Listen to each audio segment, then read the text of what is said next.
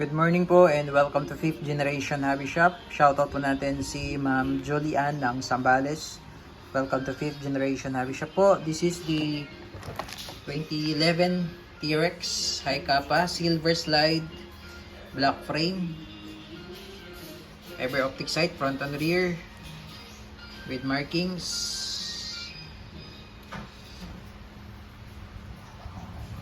Tapos meron na siyang rail for flashlight.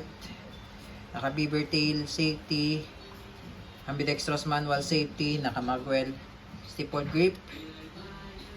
Ayan. 2011 High Kappa T-Rex made in Taiwan. So ayan, may free na siyang 23 grams 4,000 shots na plastic ball.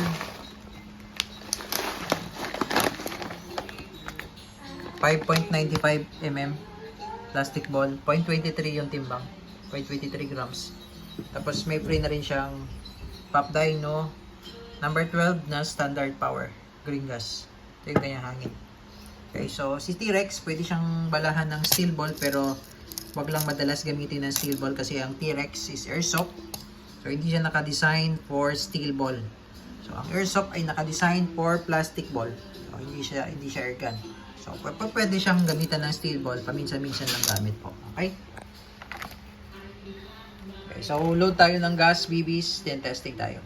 Test natin both steel ball and plastic ball para makita nyo lang po na gumagana siya sa steel ball, nga lang madalang lang po dapat gamitin ang steel ball. Okay, testing po. Okay, so ngayon po maglo-load tayo ng steel ball. Lagyan lang natin siya ng 4 na peraso. Steel ball.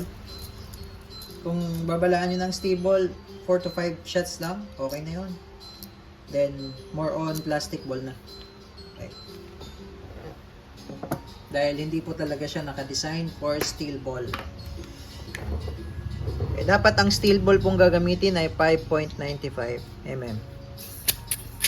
Sa pagkakarga naman, 3 to 5 seconds sa gas, bibilangan nyo lang po. Dapat patiwarik yung magazine.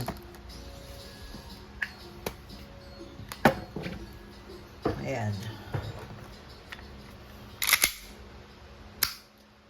Check natin yung safety. Working po. Beaver tail safety. Pag hindi to nakadiin, hindi rin siya puputok. Working po. So, hindi mo siya masisafe kapag hindi nakababa hammer or hindi nakakasa. No? Pag hindi siya nakakasa. Okay, so working po. Ngayon po, testing po tayo.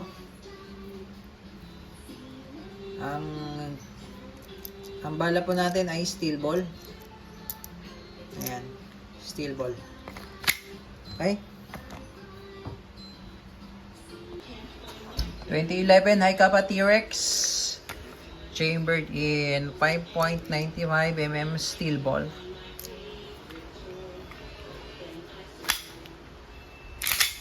Semi-automatic firing. Ayan. So, 4 yung nilagay natin. Nag-open slide.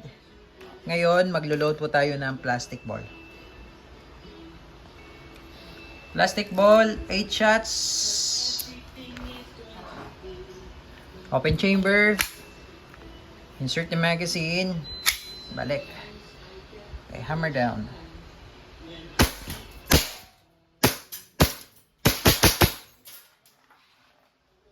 Okay.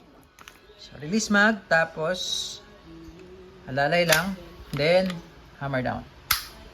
Okay po, pinapaalalayan ko po para hindi po siya mapudpud ditong nuts na yan. Kasi pagka dinadrop nyo lang ganyan, ito katagalan mapupudpud. So, ang gagawin nyo po, pag nag-open slide, alalay lang. Then, release. Okay. So, all goods, 2011 High Kappa T-Rex Silver Slide Semi-Auto Gas Blowback Airsoft Pistol.